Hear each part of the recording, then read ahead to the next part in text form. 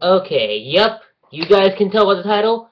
Legend of Korra, Book 2, Episode 3 is finally here, guys. So, let me get down to my review. And quite honestly, I actually really like this episode in like a lot of aspects. But first of all, let me review this talking for me.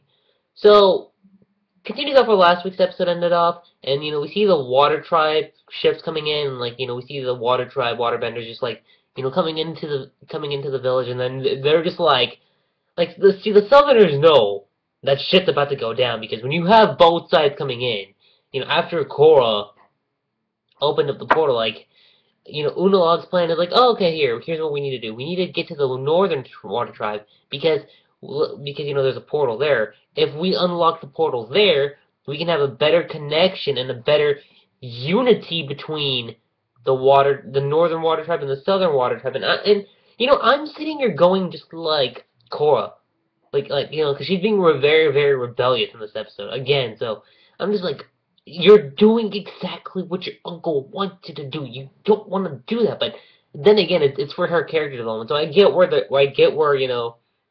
book is going so far. And I mean, ultimately, that's kind of what goes down in this episode from her point of view, because we're kind of just seeing her being just we're still seeing that continuous rebellious side. We also kind of see her thinking maybe I should have gone. Maybe I should have gone with Tenzin.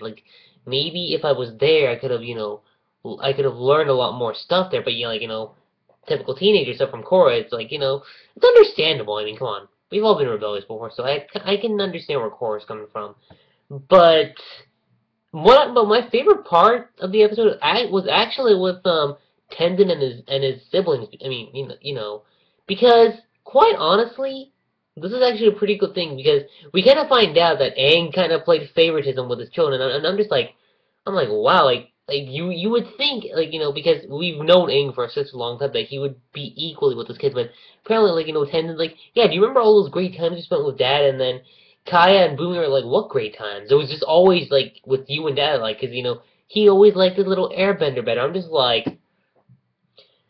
I'm like, come on, okay, I can understand where jealousy comes in, because they never got the chance to spend time with that. And then Kaya brings up a good point, where were you when you spent time, when Mom was alone? I had to move in while you were busy taking care of Republic City and shit. And I mean, I can understand that, hey, his daughter, not Janora, but Iki, she goes missing, and then they have to go look for her. So, and it's kind of interesting because Tenzin, Kaya, and Bumi kind of remind me of Team Avatar, Aang, Tenzin being Aang, Kaya being Katara, and in a way, kind of like Katara, but she's also she's also different from Katara too. So I'm kind of starting I'm liking her character a little bit more because again we are in the third episode, but I'm really liking where her character is going. And Bumi, I mean, we still don't know too much about yet, but it's kind of funny how he's the oldest one, but he acts like a child.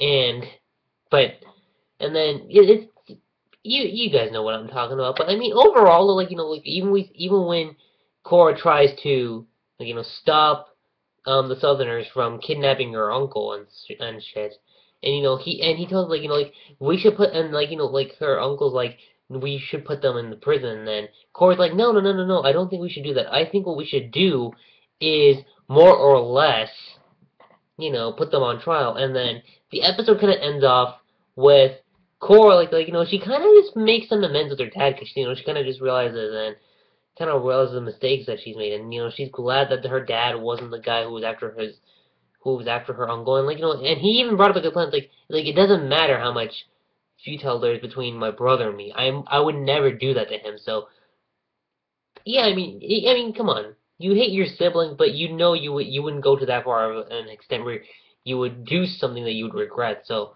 I got where that was going, and the whole ending with Korra's parents, being put into prison or being under arrest. It's just really the story progression this episode was great. I found it a lot better than where we were with last week's episode. So overall rating on this week's episode of Legend of Korra, I'm gonna have to give it a 4. I'm gonna have to give it a 4.5 out of 5. I'm not gonna lie, animation was great. Voice acting again, I don't have too much to say.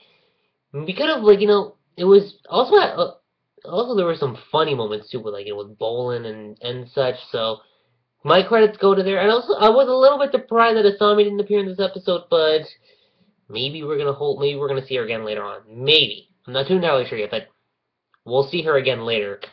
Next episode, maybe, or maybe the episode after that. We still don't know yet. But other than that, guys, that's pretty much it on my review of Legend of Korra Book 2, Episode 3. Comment below, let me know what do you guys think of this episode. Were you satisfied or not satisfied? Anything in particular?